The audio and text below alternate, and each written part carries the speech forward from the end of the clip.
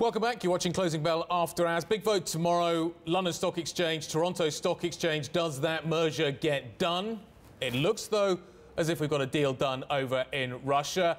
5 of the big owners of Russia's RTS have signed a binding agreement to sell their controlling stake to the rival stock exchange Micex. The move, part of an effort by Moscow, largely to improve the financial markets operating there. Ruben Aganbegyan joins us. He is the president of Micex. Sir, thank you very much for joining us, and apologies for my mispronunciation of your name.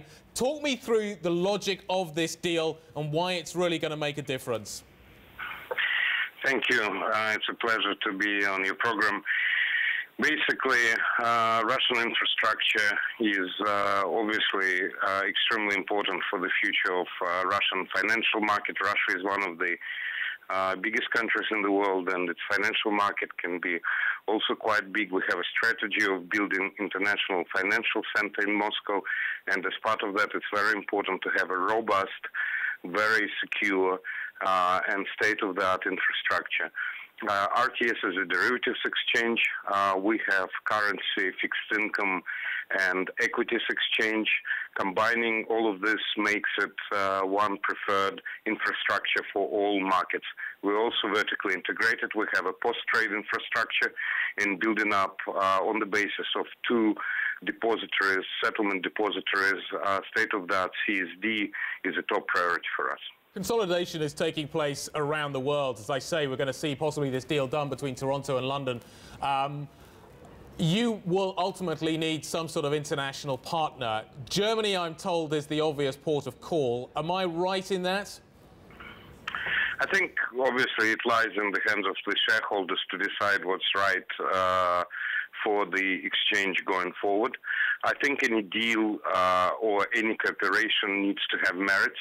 Such merits are business technologies and information technologies, and I think our shareholders will need to understand what lies behind any deal, and then they will make up a decision. The key for us right now is obviously integrating technologies, people. We have great people working for both exchanges, and we need to make sure the integration goes smoothly.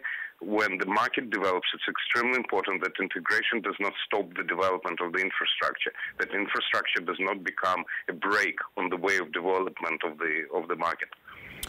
So that's our #1 priority. A lot of listings from your country have come to London over the last few years. How do you stop that happening, and where do the bulk of listings come in the future?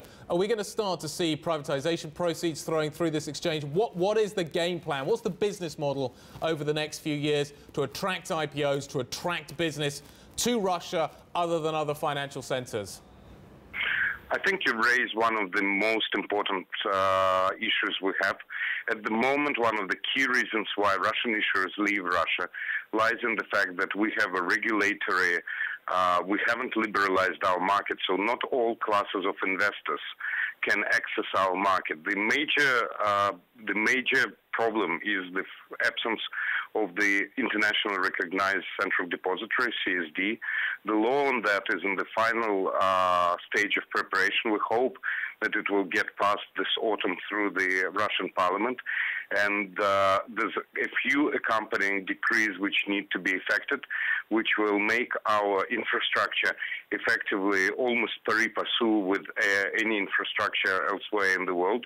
There's things we need to do, like move the market to T+, and we're working on that. We hope that not later than next year we will move our equity market to that settlement basis. So there's quite a lot of work to be done. However, there's a lot of this is already on the way.